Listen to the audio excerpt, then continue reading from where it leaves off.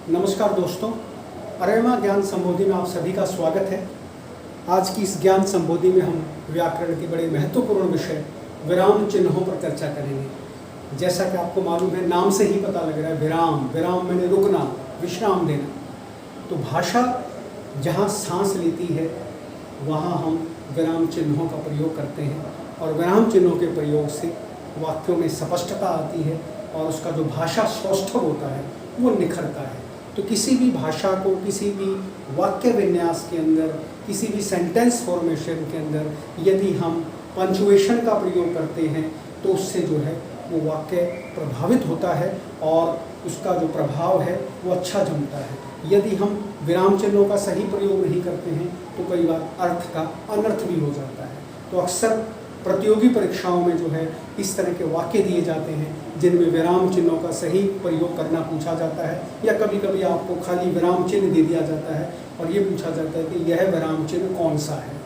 अक्सर C TET में, H TET में, आर टेट में, यूपी टेट में अक्सर ये प्रश्न पूछे जाते हैं। तो मैंने कुछ पॉइंट्स तैयार किए हैं जिनमें मैं आपको आज पंचुएशन के बारे में बताऊंगा, विराम चिन्हों के बारे में बताऊंगा, और मैंने कुछ अपनी एक परिभाषा बनाई है जो किताबी नहीं है, मैंने अपने आप को आपको समझाने के तरीके से अपने आप बनाई है। तो मुझे लगता है वो आपको अच्छे तरीके से समझ में आए।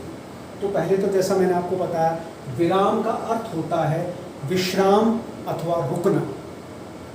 आपको पता है कि हम लगातार बोल नहीं सकते हैं। जब भी हम अपनी अभिव्यक्ति प्रस्तुत करते हैं तो उसमें हमें सांस लेना पड़ता है। तो सांस लेना ही एक प्रकार का विराम चिन्ह है। ऐसे ही हम लगातार वाक्य नहीं लिख सकते हैं।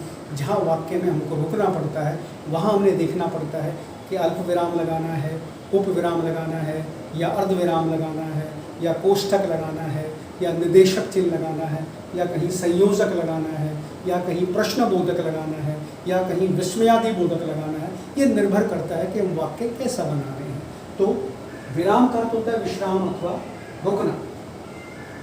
विचारों की अभिव्यक्ति के दौरान भाषा जहाँ सांस लेती है वही विराम है, और इस प्रक्रिया को जिस चिन्ह से विश्राम देते हैं उसे हम विराम चिन्ह कहते हैं। जहाँ हमें भाषा में रुकने की आवश्यकता पड़ती है, अगर वो आपका ऐसा वाक्य है जिसमें अर्ध विराम की आवश्यकता है तो हमें आधे में रुकना पड़ता है। अगर अल्प विराम की आवश्यकता है तो जल्दी रुकना पड़ता है।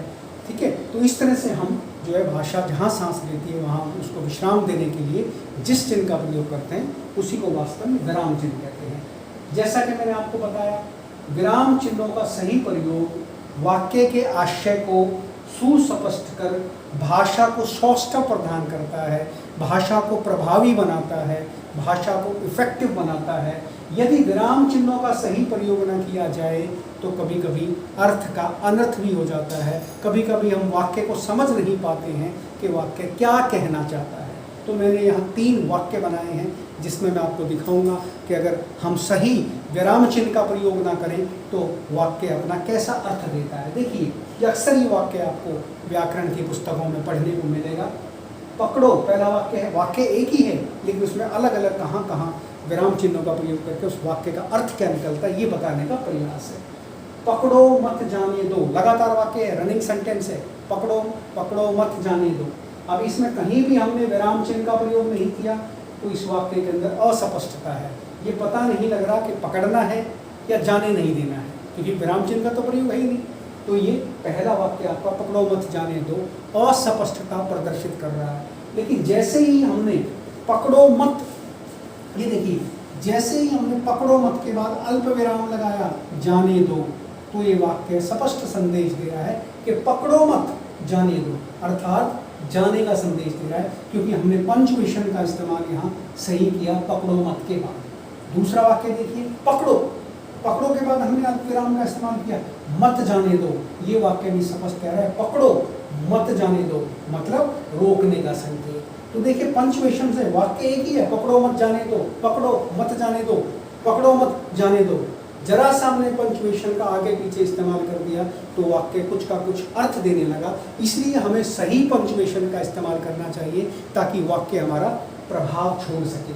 दूसरी बात और मैंने लिखी, भाषा को अधिक स्पष्ट और प्रभावशाली बनाने के लिए विराम चिन्हों का प्रयोग किया जाता है।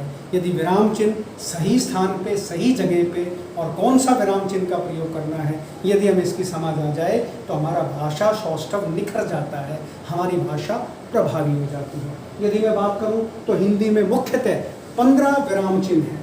विराम चिन्ह को हम पंक्चुएशन कहते हैं। यदि आपको हिंदी में विराम चिन्ह समझ में आ जाता है तो अंग्रेजी भाषा में भी आपको पंक्चुएशन आसानी से समझ में आ जाएगी। अब देखिए, सबसे पहला हमारा जो विराम चिन्ह है वो है फुल स्टॉप, जिसको हम कहते हैं पूर्ण विराम। पूर्ण मैंने पूरी तरह से, विराम मैंने रुकना। जब वाक्य आपका पूरी तरह से समाप्त हो जाता है तो हम विराम चिन्ह का इस्तेमाल करते हैं। जैसे मैं कहूँ राजेश पुस्तक पढ़ता है। अब ये देखिए, जो मैं यहाँ रुका ये पूर्ण वाक्य है।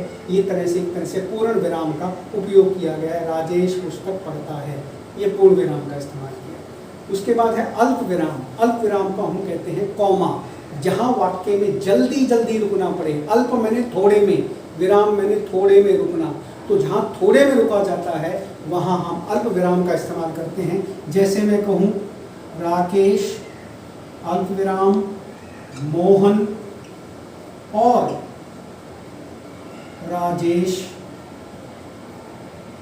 भाई भाई हैं। राजेश भाई भाई हैं। तो देखिए, जल्दी जल्दी रुका, मोहन, राकेश, मोहन, इसके बाद रुका और राजेश भाई भाई हैं। अल्प विराम, थोड़े में रुका। तो जहाँ वाक्य को हमें स्पष्ट करने के लिए जल्दी जल्दी रुकना पड़े वहाँ हम अल्प विराम का इस्तेमाल करते हैं। उसके बाद है अर्ध विराम। अर्ध विराम कहते हैं हम सेमी कॉलन को, अंग्रेजी में इसे सेमी कॉलन कहते हैं, हिंदी में हम इसको अर्ध विराम कहते हैं। अर्ध विराम का मतलब होता है वाक्य के आधे में रुकना। अर्ध विराम, जैसे मैं कहूँ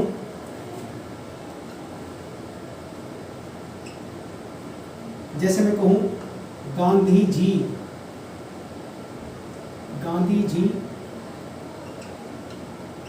शहीद हो गए। अर्ध विराम, गांधी जी शहीद हो गए, वे अमर हो गए। अर्ध विराम एक पूरा वाक्य है जिसमें मुझे दो वाक्य अलग अलग करने हैं, दो अलग अलग सेंस देनी है, दो अलग अलग भाव बताने हैं। तो गांधी जी शहीद हो गए, अर्ध विराम का इस्तेमाल किया, वे अमर हो गए। या परिश्रम करो, ठीक है, फिर उसके बाद सफलता प्राप्त करो, तो बीच में हमने अर्ध विराम लगा दिया। उस वाक्य के ऊपर परिश्रम करो ये अलग बन गया और सफलता प्राप्त करो बीच में अर्ध विराम लगा दिया, तो उससे दो अलग अलग भाव प्रकट होते हैं। तो वहाँ हम अर्ध विराम का इस्तेमाल करते हैं। प्रश्न सूचक, जिसको हम साइन ऑफ इंटरोगेशन कहते हैं। प्रश्न सूचक में सीधा सा है, सवाल पूछा जाता है, आप कौन हैं, आप क्या चाहते हैं, कहाँ से आए हैं, क्यों आए हैं, जिसमें कोई क्वेश्चनियर किया जाता है, जिसमें कुछ प्रश्न पूछे जाते हैं, वहाँ आपको साइन ऑफ इंटरोगेशन प्रश्न सूचक चिन्ह का इस्तेमाल करना पड़ता है। उसके बाद अगला विराम चिन्ह है विस्मय सूचक, जिसको हम अंग्रेजी में साइन ऑफ एक्सक्लेमेशन कहते हैं। यह विराम चिन्ह जो है आश्चर्य के भाव में इस्तेमाल किया जाता है, शोक के भाव में इस्तेमाल किया जाता है, घृणा के भाव में इस्तेमाल किया जाता है। जैसे मैं कहूँ आश्चर्य, आहा, आहा के बाद लगा कितना सुंदर दृश्य है। शोक में हो यह क्या हो गया, हाय मैं तो बर्बाद हो गया। अरे, किसी को पुकारने के लिए, अरे बेटा यहाँ आओ, छी, घृणा के भाव में, छी कितनी गंदगी है। तो ये यहाँ पे हमने छी के बाद जो इस्तेमाल किया, डंडा और बिंदी, इसको हम कहते हैं विस्मयादि बोधक चिन्ह, अंग्रेजी में से कहते हैं साइन ऑफ एक्सक्लेमेशन। यदि मैं अगले विराम चिन्ह की बात करता हूँ तो निर्देशक चिन्ह। निर्देशक चिन्ह को हम अंग्रेजी में कहते हैं डैश।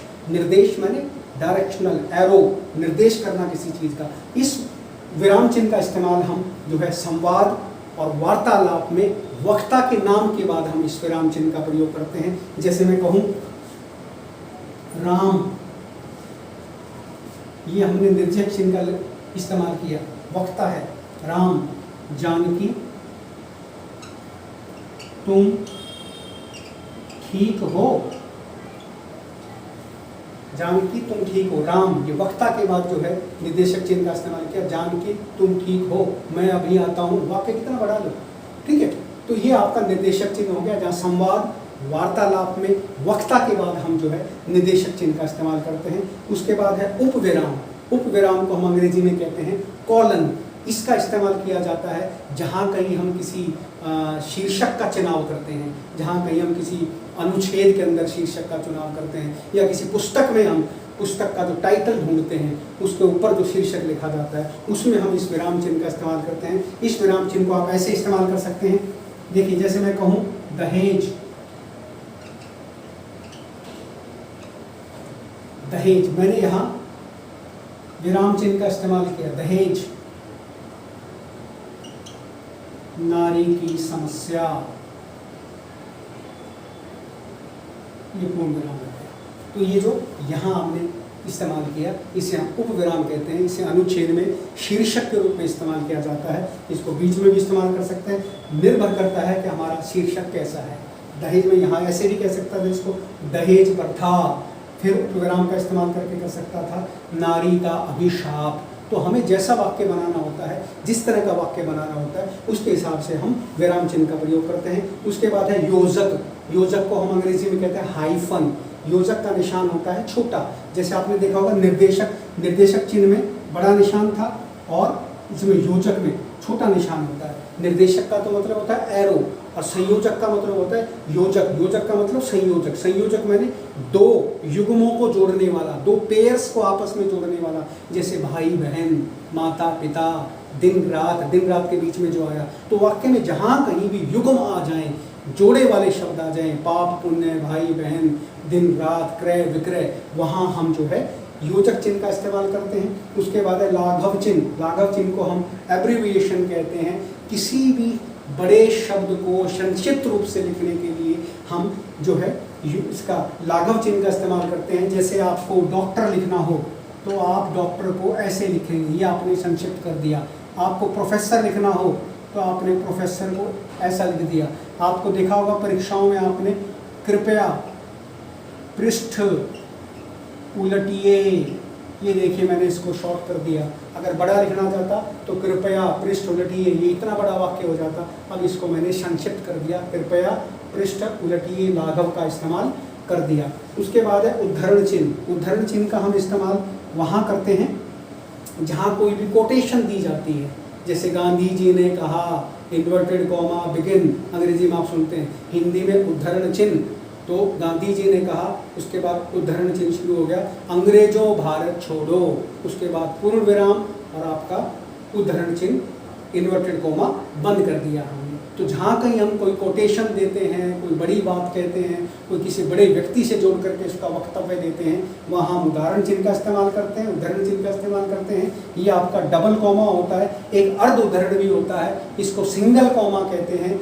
इसको सिंगल कॉमा कहते हैं। ये कोई वाक्य के अंदर कोई ऐसा विचार आता है, कोई ऐसा भाव आता है जिसमें कोई बात हाईलाइट की जाती है, उस पर दबाव डाला जाता है, उसको जो है अलग से दिखाना हमारा लक्ष्य होता है। वहाँ हम अर्ध उद्धरण का इस्तेमाल करते हैं। जैसे सदा सच बोलो, जीवन में मर्यादा होनी चाहिए, शब्दों को तोल कर बोलो। तो उसको हाईलाइट करने के लिए हम सिंगल कॉमा में, अनुच्छेद में जब इस तरह का कोई वाक्य बीच में आ जाता है तो हाईलाइट करने के लिए हम सिंगल कॉमा का इस्तेमाल कर देते हैं। उसके बाद है कोष्ठक। कोष्ठक को अंग्रेजी में कहते हैं ब्रैकेट। वाक्य के मध्य में जब कठिन शब्द आ जाते हैं तो उन कठिन शब्दों को हम रनिंग वाक्य के अंदर, चलते हुए वाक्य के अंदर उसका अर्थ नहीं लिख सकते, उसके अर्थ को हम ब्रैकेट में लिख देते हैं। जैसे मैं कहूँ उसने कहा, अब वाक्य पीछे से गांधी जी पे शुरू था, लेकिन उसने कहा अब आपको समझ में नहीं आया तो उसने कहा तो ब्रैकेट में लिख देंगे हम गांधी जी, तो वाक्य एकदम जुड़ जाएगा कि ये उसने किसके लिए इस्तेमाल किया गया। या जैसे मैं कहूँ कानन में बहुत सारे शेर घूम रहे थे, अब किसी बच्चे को कानन का पर्यायवाची नहीं पता हो तो कानन के बाद हम ब्रैकेट में लिख देंगे जंगल, तो बच्चा एकदम समझ जाएगा कि जंगल में शेरों की बात चल रही है। उसके बाद यदि हम त्रुटि पूरक की बात करें तो त्रुटि मैंने गलती और पूरक मैंने गलती को पूरा करने वाला। तो गलती को पूरा करने वाले स्थान पे जो हम विराम चिन्ह का इस्तेमाल करते हैं उसे हम त्रुटि पूरक कहते हैं। इसका एक नाम हंस पद भी है और इसका एक नाम विस्मरण चिन्ह भी है। विस्मरण चिन्ह का मतलब होता है वाक्य में लिखते समय जब हम कोई शब्द भूल जाते हैं तो हम इस पंचुएशन का इस्तेमाल करते हैं, इस विराम चिन्ह का इस्तेमाल करते हैं त्रुटि पूरक, ताकि वो गलती ठीक हो जाए। जैसे मैं कहूँ राम, जैसे मैं कहूँ राम लड़का है। अब मैं जल्दी जल्दी में यहाँ पे अच्छा लिखना भूल गया, तो मैं यहाँ त्रुटि पूरक का इस्तेमाल करूँगा और ऊपर लिख दूंगा अच्छा। इससे क्या होगा कि वाक्य के अंदर कटिंग भी नहीं हुई किसी प्रकार की, और हमने जो है त्रुटि पूरक का इस्तेमाल करके उस वाक्य को पूरा कर दिया। उसके बाद आता है विवरण चिन्ह। विवरण चिन्ह को हम कहते हैं किसी भी चीज़ की डिटेल जब हम भेजते हैं, किसी भी चीज़ का जब हम विवरण लिखते हैं तो हम इस विवरण चिन्ह का इस्तेमाल करते हैं। जैसे आपको कोई चीज़ मंगवानी है तो उसके बाद आपने विवरण चिन्ह का यहाँ पे इस्तेमाल किया, और उसके बाद जो उसकी डिटेल है वो कितनी चीज़ें हैं, 2 हैं, 4 हैं, 5 हैं। जैसे आपको मालूम किसी पब्लिशर से, किसी आपको जो है पब्लिशर से जो है प्रकाशक से जो है किताबें मंगवानी है, तो आपने यहाँ सेवा में, प्रभात प्रकाशन, नई दिल्ली, ऐसे करके लिख दिया। फिर उसके बाद आप जब ये विवरण चिन्ह का इस्तेमाल करेंगे तो नीचे लिखेंगे 2 गणित की पुस्तक, 2 विज्ञान की पुस्तक, 2 हिंदी की पुस्तक। तो ये आपका एक प्रकार की डिटेल हो जाएगी, विवरण हो जाएगा उन चीज़ों का कि आप क्या मंगवाना चाहते हैं। और उसके बाद सबसे 15वां अंतिम जो विराम चिन्ह है वो है समानता सूचक। समानता सूचक जो है हम इसका इस्तेमाल आमतौर पर गणित में करते हैं, लेकिन हिंदी में भी इसका इस्तेमाल होता है। जैसे आपने देखा होगा जब आप संधि विच्छेद करते हैं तो संधि विच्छेद में आपने देखा होगा, जैसे आप कोई संधि करें राम प्लस अयन, तो ये जो हमारा निशान लगा इसको कहते हैं हम समानता सूचक, और शब्द बन गया रामायण। या जैसे आप मैथ में देखते हैं 8 गुणा 2, ये समानता सूचक का इस्तेमाल हुआ और ये बन गया 16। तो समानता सूचक होता है किसी भी चीज़ को समान करने के लिए, उसको समझाने के लिए, उसको हम इसमें समानता सूचक का इस्तेमाल करते हैं।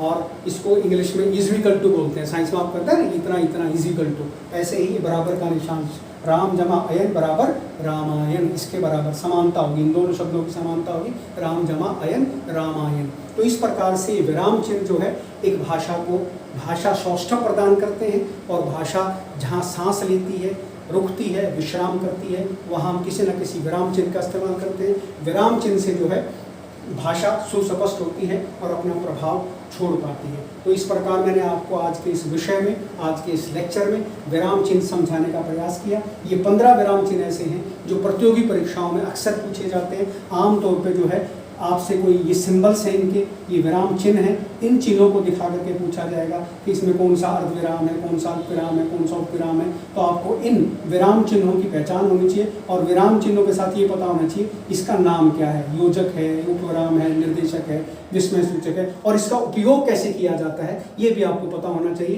तो मैंने आज के इस लेक्चर में आपको इसका उपयोग भी करके दिखाया, कौन से विराम चिन्ह को हिंदी में क्या कहते हैं, अंग्रेजी में क्या कहते हैं, मैंने यह भी आपको बताया। मैं समझता हूँ आज का ये लेक्चर आपको भली भांति समझ में आया होगा। यदि आपको आज का लेक्चर समझ में आया तो मेरे इस चैनल को जरूर सब्सक्राइब करें। अगले किसी लेक्चर में मैं फिर दोबारा से आपके सामने किसी व्याकरण के अन्य महत्वपूर्ण विषय को लेकर के प्रस्तुत होता हूँ। तब तक के लिए धन्यवाद।